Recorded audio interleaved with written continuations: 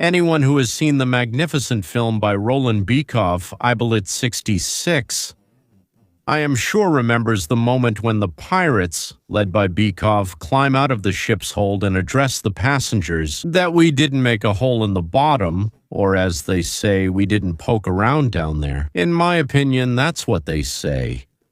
Well, naturally, panic breaks out because everyone realizes they just poked a hole in the bottom. The same thing, absolutely the same thing, word for word, was said by our very own American, now a famous bandit pirate, by the name of Zoran Mamdani. He said, "I don't want to," and stopped and said, "I don't want to raise taxes on all property owners in New York." Honestly, he said, "I don't want to."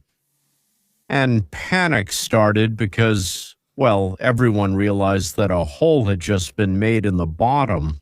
Of course, they believed him right away. Yes, so to speak, he doesn't want to. That is, they believe that he doesn't want to. Yes, but he really doesn't want to, maybe. But whether he likes it or not, as my mom used to tell me. So they will raise taxes on the so-called middle class, that is at least half of the residents of New York City. And why? Because he promised so much that it's impossible to do without robbing someone, and for a significant amount. So this is exactly the beginning of the road to hell. Those are the very good intentions, I'm afraid. That's exactly what they told us about Mamdani. I sincerely congratulate the idiots who elected him, as well as those who were too lazy to go vote. They're getting exactly what they deserve. Thank you, you jerks and idiots from a grateful humanity. We say Mamdani, we think robbery. We say robbery, we think Mamdani. So, how long has it been now? 6 weeks and counting? I hope this will stop the mayor who's greedy for taxes. I don't want to raise property taxes. I'm showing New Yorkers that there's only one tax the city can raise, and that's the broken property tax system. We don't want to do that. Okay, I don't get it. If you don't want to raise taxes on apartment and house owners, then don't do it. Who's forcing you, right? No, that's not right. Zoran promised so much free stuff to his voters, that's why they voted for him.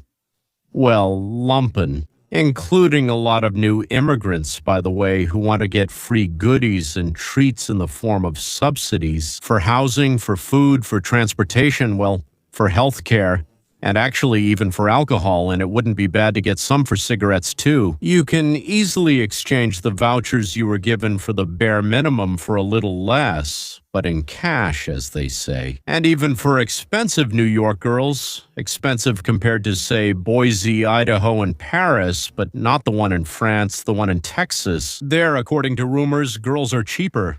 As you'll see in this video, friends, he's playing hardball not only with the New York State government and in particular with Governor Kathy Hochul. He's holding all of New York hostage. Friends, you'll see how Mamdani basically tells Kathy Hochul directly, either you let me raise taxes on wealthy New Yorkers or I'll raise property taxes for everyone else. Kathy. The further we go, gentlemen, the more interesting it will get, I promise. I don't mean Mamdani's life, but our video with you, Mamdani. He decided to blackmail the governor of New York State. She is a Democrat who is about to run for re-election in November, so right now she is in the thick of her re-election campaign. Either you, Marussia, her name is Kathy, not Marussia. Either you, Kathy, you raise state taxes on the rich and give them to me. Why?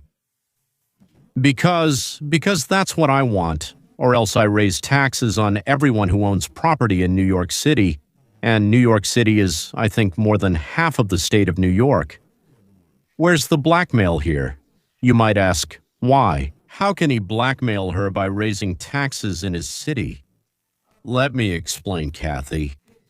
So, in fact, she became a governor by accident, and she made that campaign promise completely by chance. Oh, I swear, a promise is like a splodge, as my eldest grandson used to say.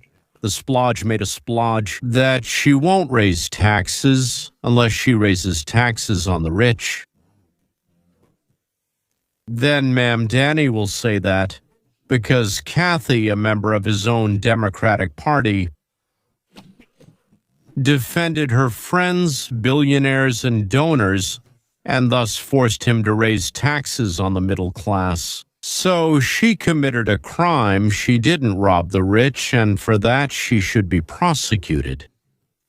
But if Kathy goes for it, then her promise not to raise taxes will be used by her opponents in the elections as a deception of voters and a sign of weakness as a governor. They'll say she gave in to the first guy she met, meaning to a mustached man who Zoran so elegantly criticized, meaning her own. Well, actually, I think he doesn't have his own people. He's not that Leninist type. He's the real breed. Kathy, nervous, suggested some kind of compromise to Mamdani, like, I'll give you $1.5 billion from my budget, the state budget.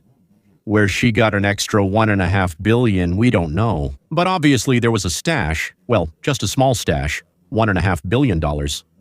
Like, I get it, cities are needed, and so I'll give it to you, yes, but it turns out that's not enough for Mamdani. To fulfill her promise to the voters, He puts her in a hopeless situation. Friends, and of course, it's just amazing to watch. Kathy Hochul even made concessions and tried to allocate $1.5 billion to his city's budget, but he says that's not enough. You have to accept my tax plan, but Hochul, of course, is running for re-election and says no new taxes. So guys, this is getting crazy. New York is involved in this, so without further ado, let's get started. Governor Hochul announced today that she has found an additional $1.5 billion in state aid to help New York get out of the crisis. But when Mayor Danny presents his first budget tomorrow, will he still try to tax wealthy citizens? Political commentator Marsha Kramer has the details. In a game of pre-election poker with high stakes, on the issue of raising taxes, Governor Hochul tried to call Mayor Danny's bluff. She suddenly put down a huge sum, $1.5 billion, hoping to stop the tax-hungry mayor. A strong New York City means a stronger New York State. here's an example of a clever Zoran. We already have a situation where the governor said, promising, I don't want to raise taxes for millionaires, and this morning she said she doesn't support raising the property tax. I wonder if we're facing a situation where this is a conflict between ideology and reality. And if faced with the fact that you won't get these taxes from Albany, will you really raise the property taxes? Here in New York, this isn't some kind of ideological conversation. This is a conversation about a serious fiscal crisis. I've long been convinced of the importance of taxing the wealthy. I've spoken about it publicly many times, and I've long believed in the need for a fair relationship between the state and the city. However, what we're talking about now isn't just long-standing beliefs or long-standing issues that have characterized these, but also a generational fiscal crisis. Let me put his words in plain language. One person earned money and also received a lot of good things from parents who had worked hard. Gentlemen, it's only going to get better from here, I promise. But this is a generational financial crisis of $5.4 billion. And when we face this crisis, the question arises, who should pay these taxes? I believe it should be the wealthiest residents of New York, the most profitable corporations. That is, again, to put it in terms we can all understand. Mamdani, in order to win, promised free cheese, but someone has to pay for it because in this world, everything comes at a price. As it turned out, he didn't promise just $300 or even $10,000, but $5.4 billion. He simply didn't do the math. His promise will cost $5.4 billion, which nobody has. And now he has to find that money somewhere. Where is he going to get it? And he'll answer just like that robber in court.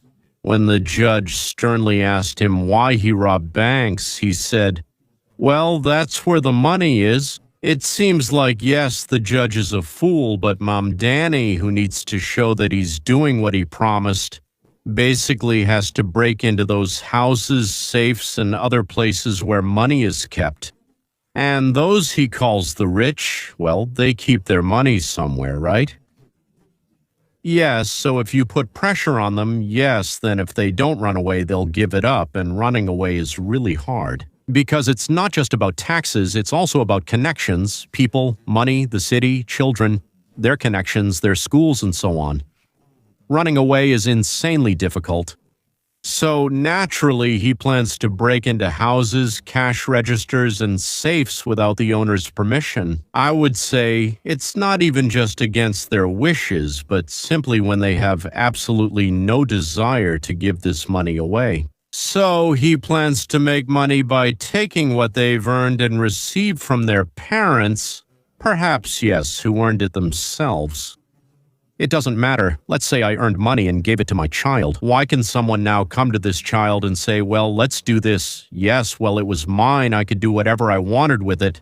I could have gone and bought ice cream for the next 35 years for the entire population of the world. I don't know. So in Russian, what Mamdani is planning to do is called armed robbery. Why armed? It's very simple. The gang members decided to rob someone. And so, well, it could be a carriage, train passengers, cars, I don't know, or residents of some area or city. Yeah, your money or your life. And it doesn't matter where you are at that moment, whether you're riding, sitting, or standing. Yeah, your money or your life. And as I showed you at the beginning, if the state of New York doesn't take from the rich, the city doesn't have the right to collect profit taxes, so New York City, accordingly. In other words, Mamdani, it's not about robbing the rich, but whoever else gets caught, that's who gets robbed. So it's about class, right? When you decipher it, it becomes clearer that Mamdani is blackmailing her, well, her fellow party member, basically blackmailing her own party, because if he does this, no one will vote for the party in the state. And he doesn't care. If you don't give me what I want, I'll make things really bad for you. I believe they can afford to pay a little more. We are in the most expensive city in the United States of America, and I firmly believe in the need to make this city affordable. I believe that this is how we act and deal with structural crises, by taking the first path, raising taxes for the wealthiest New Yorkers, the most profitable corporations, and putting an end to the excesses. Time and again. The idea of the socialists is that you can, let's put it this way, reach into the wallets and pockets of those who have earned, and by stealing that money, give some of it to those who haven't earned it. This idea has always fallen apart and led to... But again and again, there are smooth talkers who convince the rather dull and uneducated masses, you know, the ones just chewing along. What? Since the money is kept in the bank when you need it, it's easier not to earn it by creating something that's called property or ownership, but to go to the bank accompanied by a group of well-armed people and take as much as you need, whenever you need it. They've already been shown and proven this 1,000 times. If we go back to the Biden administration, the average American lost about $3,000 in take-home pay over 4 years of Democratic rule, while in Trump's first year, the average American gained about $1,200. I think the question we're going to ask Americans is this: do you want to give the government back to those who frankly ruined everything and made most Americans much poorer and less secure? Or do you want to support the president's leadership? It's simple. The politics of taking and redistributing leads to everyone, not just the rich, having less. Besides being immoral and criminal to come into people's homes and take part of their property against their will, it's also foolish because it always leads to the same destructive result. Well, as an example, yes, if you don't even understand the example, why does your spit end up on your own face when you spit against the wind? Will you keep repeating the experiment after the result has been the same? 30 times. Will you hope that this time your mouth is wider, your smile is more cheerful, your skin is a different color, or you have more or fewer legs? Will you hope that by spitting against the wind, you'll manage to hit your target with your spit? The target is 2 meters away from you, in the direction the wind is blowing from. Well, fine, 30 times didn't convince you, but what about 70 times 70 times? In the 20th century, they tried all over the world, and not once did it work out. It won't go through. It just won't go through, so it turns out, don't build it. It doesn't turn into a better life. How many more times, knowing that it will lead to gulags, to poverty, to food ration cards, shortages, and ultimately to dictatorship? How many more times will the sane part of the population of Gabon, Austria, Chile, and America vote for a sweet utopia? Isn't it just a rusty trap? CNN enters the fray. I think he's asking what a 2% tax means for a multimillionaire. If you're already a jurisdiction with the highest taxes in America, that's a massive tax. You know what I like about this guy, and I give him credit. He thinks big, he acts big, and he has a fantastic social media team. It's great, it's just crazy what he's proposing. And probably sometime next year, within 12 to 18 months, I'll meet him in Miami and give him the property. We're going to have a war because I'm not happy with what's going on. I can't drive across the bridge anymore. I live in Miami Beach. People from New York, New Jersey, and Massachusetts are moving into my neighborhood. I'm furious, and this guy's just making it worse. What he's suggesting is just unthinkable, but now I like it. Now I'm like everyone else. Listen, you live here, but you don't pay your share. You need to give 110%. That's right. Exactly. These are the people they talk about on the news. These people must pay. And if they own an apartment but aren't using their multi-million-dollar incomes to pay, they'll have to pay for the apartment. Because property taxes are going up. Nobody wants to save money, but that's not why people elect socialists, is it? It's to spend other people's money. That's how it was supposed to be. It's been less than 6 weeks since he's been in power, and that's exactly how it is. I know everyone knew about it. That's what he ran on. So we can quickly show you and everyone at home. This compares New York to other cities and states. Pennsylvania and Florida are huge states with smaller budgets and much larger populations than New York. And yet, here's what Gian Battistado owes. Are you saying there's no money to set aside here? There will be more like this. Yeah? So it's almost exactly what he told New Yorkers he was going to do? But he didn't say the money would come from ordinary people. He didn't say it would come from Aunt May and Uncle Ben living out there in Queens. No, they voted for him, and now they'll have to pay because the governor already said no. But that's exactly how socialism works. As soon as you don't have access to this guy's money, you have to go after that guy. That's the economic system, the ecosystem. There are only two ways to improve the welfare of society. One is to produce more, that is, to create conditions for producers in your city, state, or region so that they come, produce, build, and start startups. Then there is more property and everyone is better off. No, not equally better. For some, those who did more, and the more important part, things get even better than before, or much better than for those who can only carry heavy things and dig holes. But even for them, things get better. Well, just think about it. In 1926, 100 years ago, there were only 12 square meters of any kind of real estate per person in Europe. People crowded into apartments, and in general, there was only 12 square meters of real estate per person living in Europe. In 2025, 100 years later in the U.S., there were 65 square meters of real estate per person. So, gentlemen, it's simple. That's why you can see that everything increased fivefold. All right, you might say yes, but most of that is taken up by the rich. Okay. In 1900, between a quarter and a third of Europe's population was undernourished, meaning, as we say, they went to bed hungry or lived at a survival level, never knowing if they would have food tomorrow or not. Does anyone want to say that nothing has changed over these 100, 150, or even 200 years? So the development of society raises the standard of living for everyone, or at least almost everyone, because it's never absolutely everyone. The second way is not to produce, but to take. Now I'll make up a new word, to Mamdani, to take what's not well guarded, or rather what's within reach. Mamdani, you're lucky to live close to Mamdama. They'll smamdan it from you. They used to say communized, but now it's smamdan it. If you didn't manage to run away to Texas or Florida, Isn't it lovely? Is this extortion? Or we'll bankrupt our state. Otherwise, I'll bankrupt our city. That's exactly what this kind of budget move and tax increase will lead to. Unbelievable. My favorite part about today's progressive left is this. It's the childlike sense of wonder and amazement that all these policies they've been promising in their campaigns and rhetoric for years are actually an unworkable disaster. And they've failed in every civilization in every corner of this planet.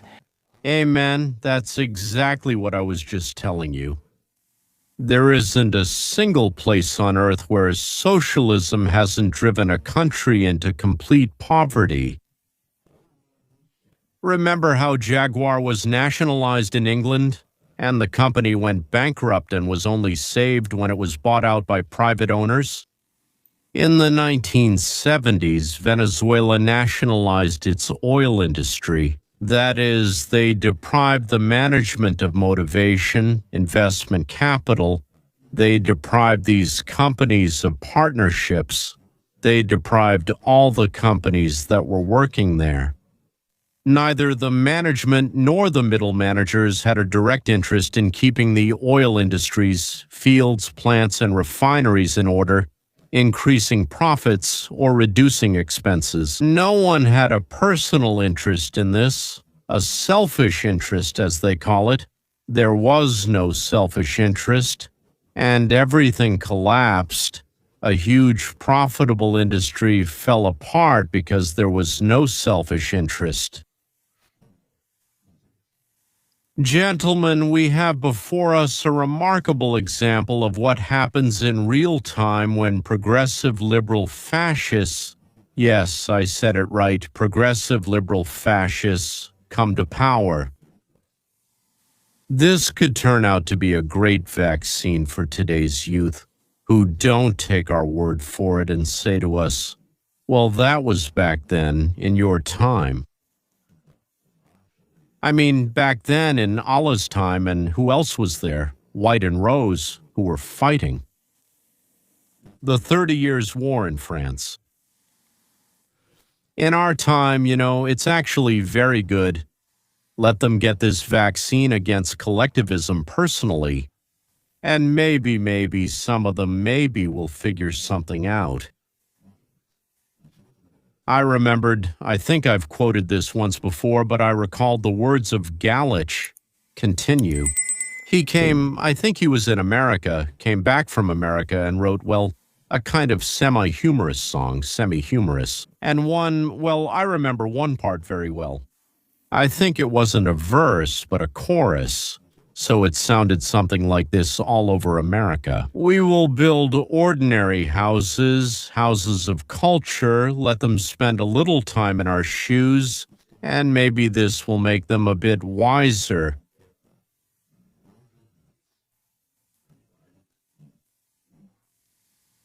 I really hope that what's happening in New York right now and what's unfolding and will continue to unfold before our eyes, maybe this will make them a bit wiser.